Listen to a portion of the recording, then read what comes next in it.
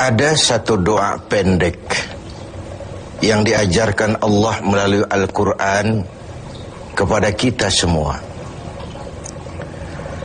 Doa pendek ini merefleksikan tujuan hidup kita sebagai seorang muslim.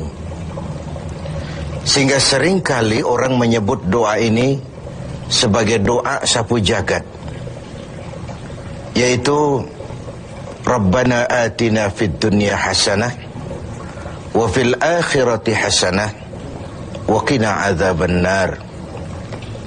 Wahai Tuhan kami, berikan kami kebahagiaan di dunia ini, kebahagiaan di akhirat nanti, dan selamatkan kami dari azab neraka. Dunia dan seluruh isinya sesungguhnya merupakan tujuan hidup jangka pendek dari setiap pribadi muslim. Tujuan jangka pendek yang mengantarkan kita untuk meraih tujuan jangka panjang, yaitu akhirat dan ridho Allah Subhanahu wa ta'ala. Untuk kedua tujuan ini, Islam mengajarkan nilai keseimbangan. Bekerjalah buat duniamu seolah kau akan hidup selamanya, tetapi bekerjalah buat akhiratmu seolah kau akan mati besok. Nilai keseimbangan ini kemudian diterjemahkan dalam berbagai aspek kehidupannya. Dalam berbagai aspek kehidupan. Bagaimana si kaya harus membantu yang miskin. Bagaimana si miskin berusaha dan hidup tidak menjadi beban bagi yang lain. Kelihatan nilai keseimbangan itu. Bagaimana si tua menyayangi yang muda, bagaimana yang muda menghormati yang tua.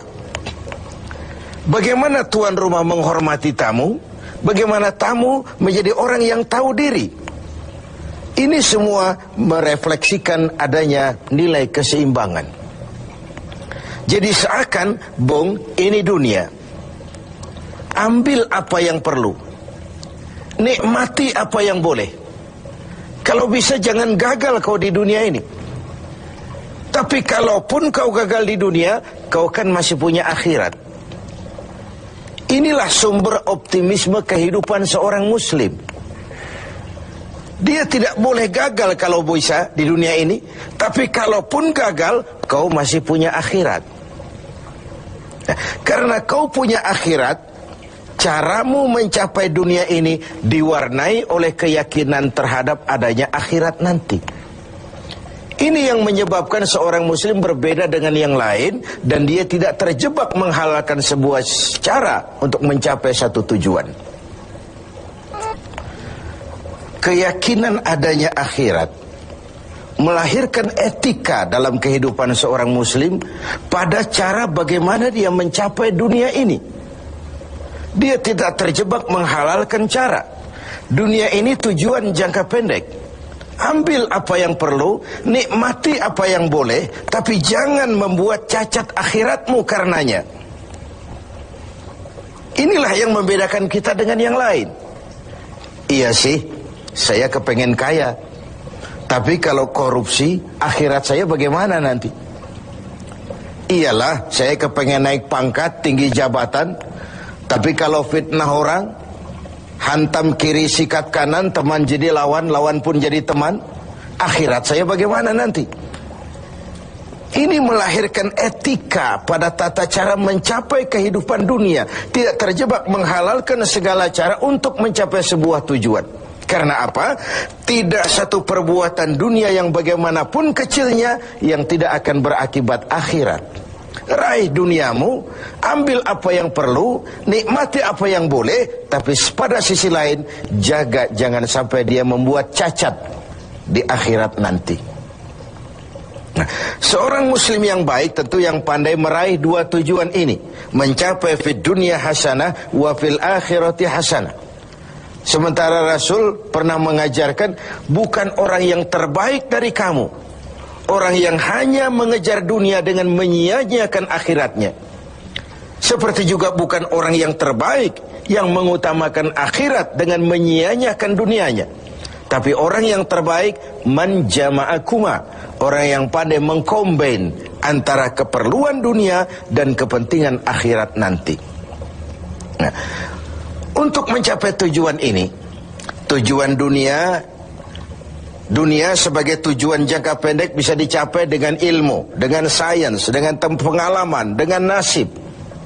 Makin banyak ilmu, makin mudah meraih dunia. Makin syarat kita dengan pengalaman, makin mudah meraih dunia. Atau karena faktor nasib, lalu kita bisa meraih dunia. Sementara akhirat hanya bisa diraih dengan prestasi ibadah kepada Allah Subhanahu wa ta'ala. Prestasi ibadah. Jadi dunia kita capai dengan prestasi ilmu, prestasi pengalaman, atau karena faktor nasib.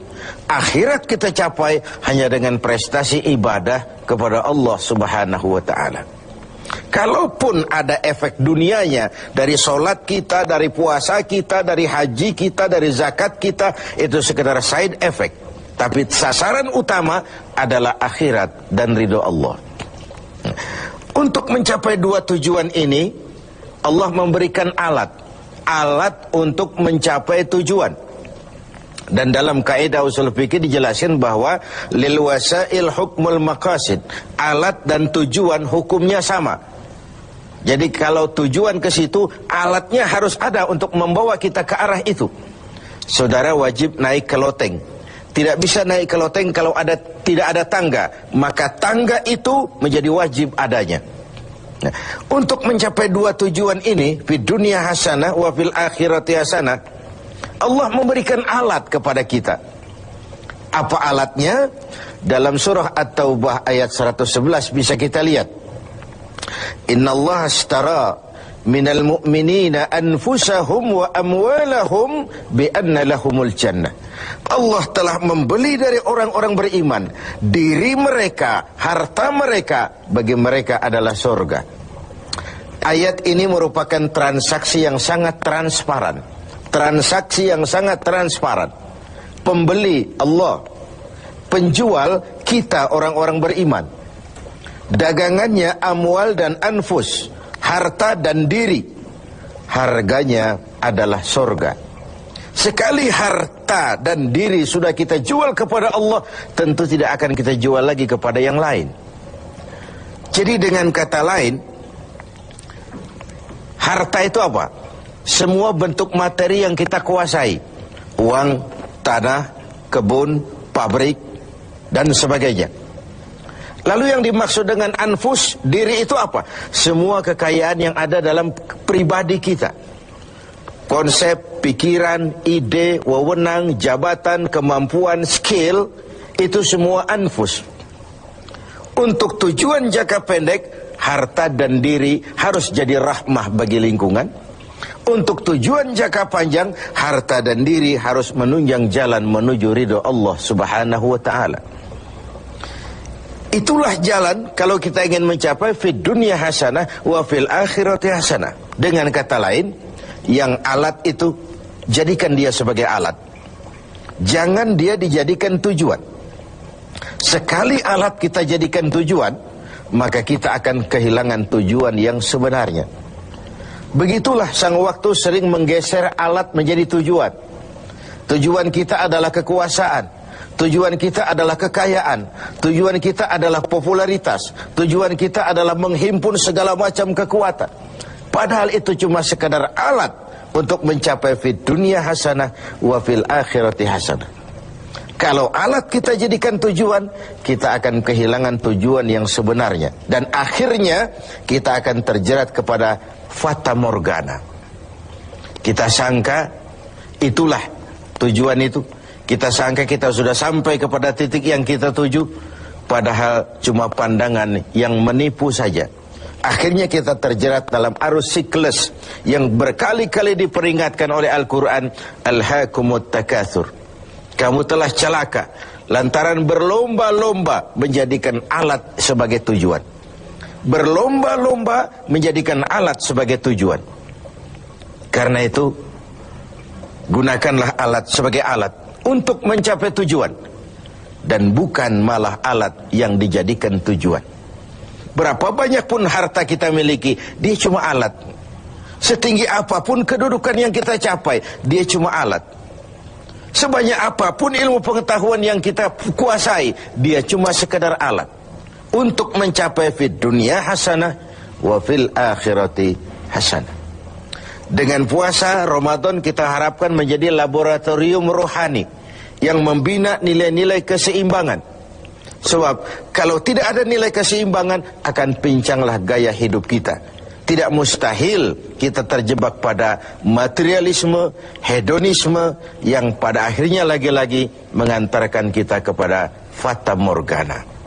Semoga ibadah puasa makin menyadarkan kita untuk memperalat yang memang alat dan menjadikan tujuan yang memang tujuan untuk mencapai fid dunya hasanah wa fil akhirati